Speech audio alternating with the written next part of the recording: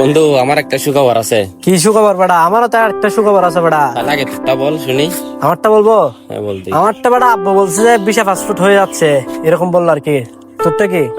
আমিও তো ভিসার জন্য আবেদন করছি, এটা তো চলে আসবে। ও কি বলস বেটা? হ্যাঁ হ্যাঁ। তাহলে দুই বন্ধু একসাথে বেটা বিদেশে ঘুরতে পারবো বেটা। বন্ধু, ওরা সবসময় একা একা কি কথা বলে যে, প্রায় সময় দেখি। হ্যাঁ বেটা, ওরা সবসময় কি কথা বলো কি জানি, আমাদের একটু বলতে পারে না, আমাদের সেটা আর কিচ্ছু করে না। আচ্ছা চল, ওরা কি কথা বলে দেখি। চল।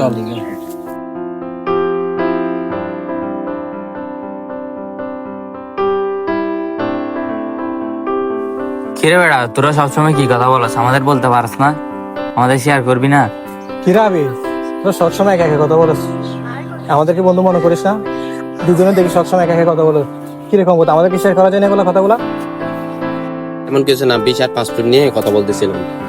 আরে বেটা তেমন কিছু না, আমরা বিশাল পাসপোর্ট নিয়ে কথা বলতেছিলাম তো, হয়তো সামনে আমরা বাইরে চলে যেতে পারি, এটা এটা আর কি। এটা তোদেরকে আসতে দিয়ে বলতাম আর কি। আরে বেড়া, গত 3 বছর ধরে শুনতেছি তোরা বিদেশ যাইতেছস, এখনো যাইতে পারতেছস না। মনে হয় তোরা এবছরও বিদেশ যেতে পারবি না, সারা জীবন বেকারই থাকি যাবি। আরে বেটা মনে হয় আমরা এবারও বিদেশ যেতে পারবো না, সবাই একসাথে বেকার থাকি যাবো। হ বেটা, মনে হয় সবাই বেকার থাকি যাবো একসাথে, আবার হ বেকার থাকি বেটা। যাবো বেটা। ফাহিম, এই ফাহিম, ফাহিম কই? ফাহিম কই? টাইম তো নাই, বেতন দুবাই চলে গেছে, কখন গেছে যে? গতকাল গেছে। আপনার কিছু বলে নাই? না আমাকে তো কিছু বলে নাই। আচ্ছা দাঁড়ান ভাই, আপনার জন্য একটা চিঠি লেগে গেছে, ওটা আমি এনে দিই।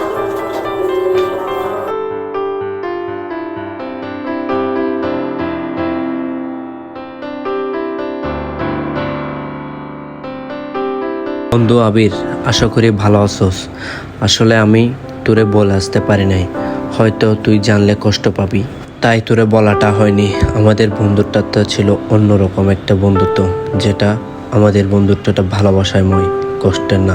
ইনশাল্লাহ আবারও দেখা হবে সবার সাথে, কোনো একটা চায়ের আড্ডায়, কোনো একটা আড্ডার মিছিলে। ঠিক আছে বন্ধু, ভালো থাকিস তোরা, আর তুই নিজের যত্ন নিস। আল্লাহ হাফিজ।